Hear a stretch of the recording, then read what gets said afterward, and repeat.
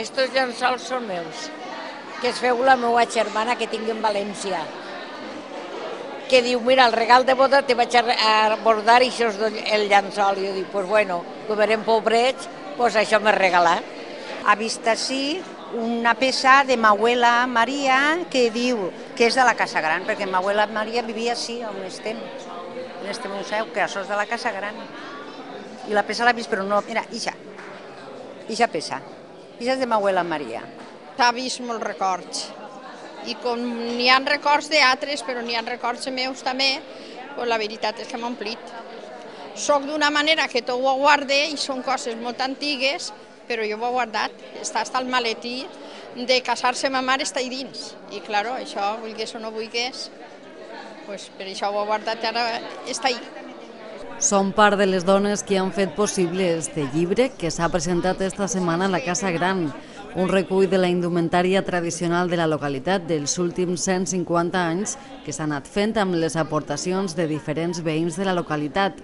Un projecte que sorgia amb una exposició d'indumentària i que ara es materialitza en esta publicació de la Biblioteca del Patrimoni Local, que ha estat possible gràcies a la col·laboració ciutadana.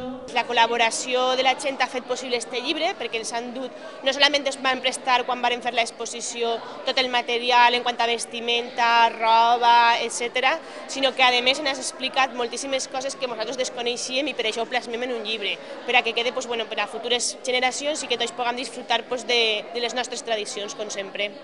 Avui són la regidora de Patrimoni Sara Montañana, l'alcaldessa de la Pobla Mari Carmen Contelles i Maribel Romero, l'encarregada de la introducció d'este llibre, les que fan un repàs del que ha estat la història de la Pobla a través de la seva indumentària. L'objectiu d'este llibre és, sobretot, a partir de l'exposició d'indumentària que recuperarem fa un any, sí, en el 2009, contar un poquet la història del nostre poble a través de la indumentària, ja que la indumentària el que fa és un reflexe de com es viu en aquest poble. Entonces, a través de contar com es vivia, com gastaven les peces, el tipus de tela, les tradicions i, sobretot, el que volíem era contar la forma de vida. Dins esta presentació es fan a més les primeres ullades a la publicació. Les reaccions no poden ser millors.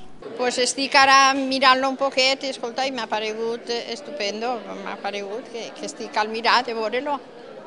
En principi me pareix prou interessant i prou la història del poble, però no puc donar més explicacions perquè encara no me l'ha llegit i no ho he vist molt. Me resulta interessant perquè conec algunes persones de les que ixen així, però estic començant a mirar les fulles. Són les primeres valoracions d'este llibre, al que bona part dels veïns de la localitat trobaran més d'un record, una publicació que molts guardaran com un verdader tresor. Vaig a guardar-lo com oro en paño, perquè això és molt bonic.